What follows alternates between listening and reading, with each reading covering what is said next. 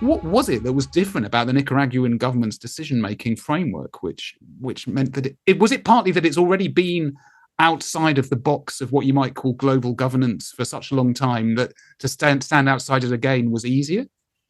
It really reflects. I mean, I know this sounds like might sound like kind of cloud cuckoo land, but it does reflect the fact that the government is really quite tuned in to public opinion, and despite a very strong opposition, there is quite a lot of what should we say?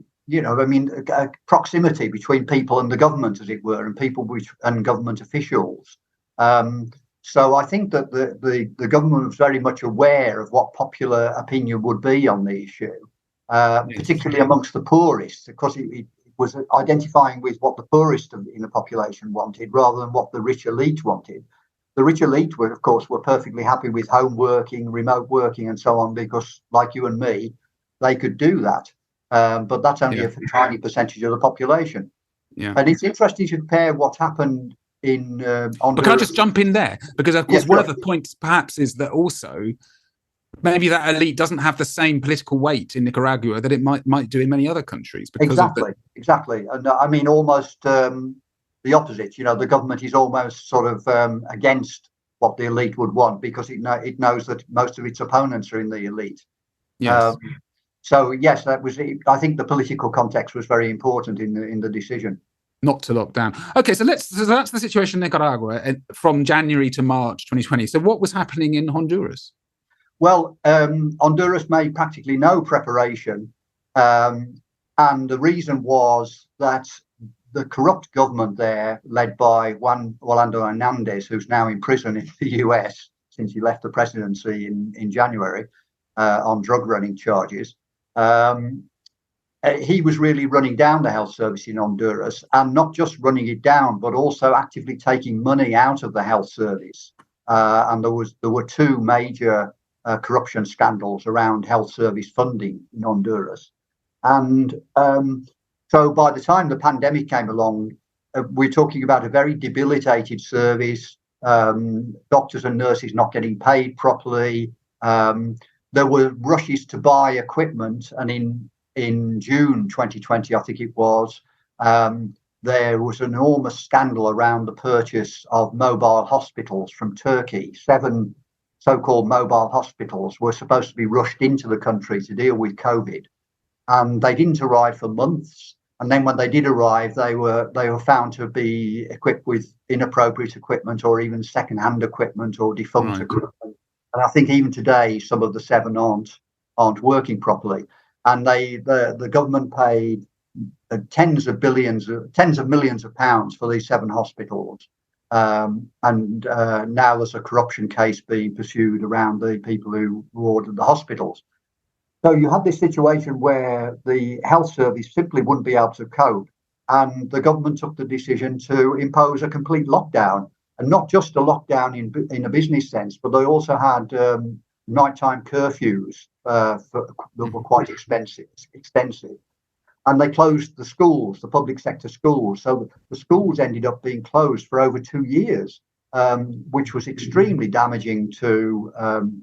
And in Nicaragua, just to compare that question, Nicaragua schools didn't close or closed? No, the option was given to pupils not to come to school, and then the government, after a break, began to organise online classes and also classes on television.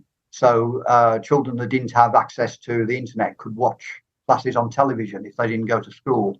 Private schools generally closed down for several months, but public schools didn't. Well, that's fascinating, isn't it? Because I mean, that's again shows the difference between the people who were happy to homework decided that was an option for them, generally going to be sending their kids in a country like Nicaragua to the private system, and so they shut. Whereas in the fact the state schools for the popular classes remained open, and it was up to the individual family to decide what was best for them. Yes, and it wasn't just an educational decision.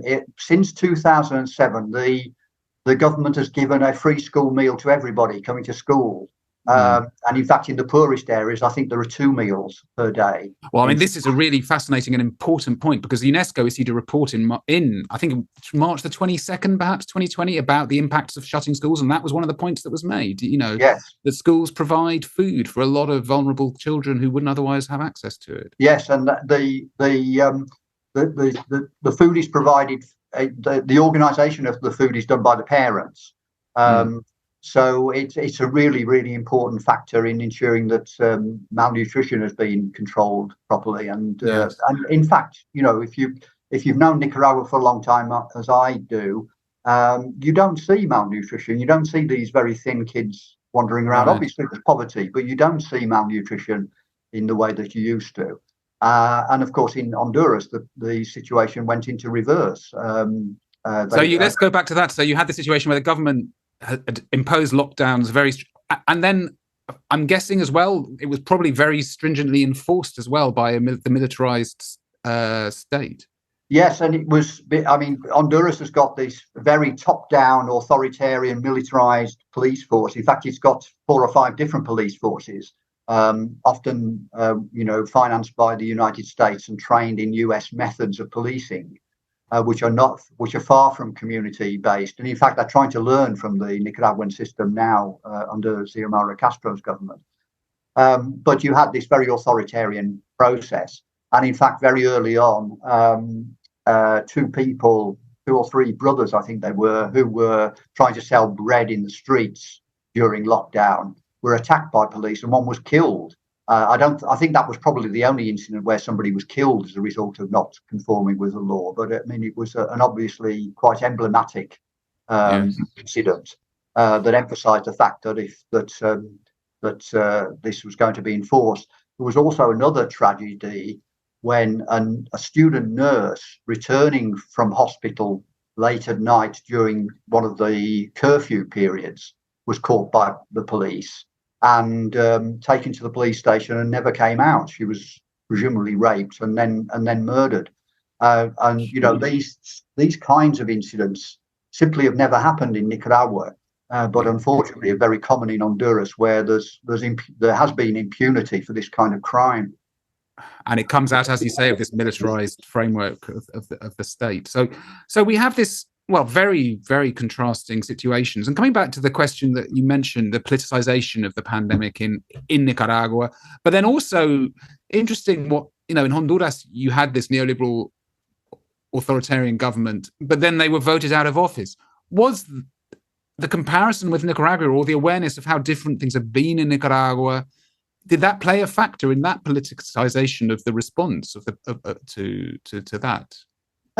Yes and no. I mean, there is a problem with all of Nicaragua's neighbours. That, of course, the media that people see and the social media that they see often repeat the opposition messages that are so prevalent in the local media and social media and international media about the government in Nicaragua. So there are many Hondurans who think that Nicaragua is a repressive communist state.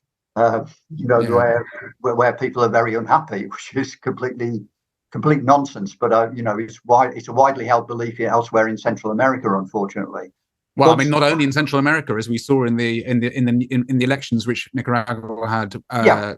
That message was broadcast around the world, wasn't it? So indeed, you've mentioned a recent example, the municipal elections only last Sunday. Which got coverage, for example, in the Washington Post. Well, would the Washington Post cover local elections in any other country? It covered them because it wanted to repeat the story that this is an example of a totalitarian regime, whereas in fact it's an example of the opposite.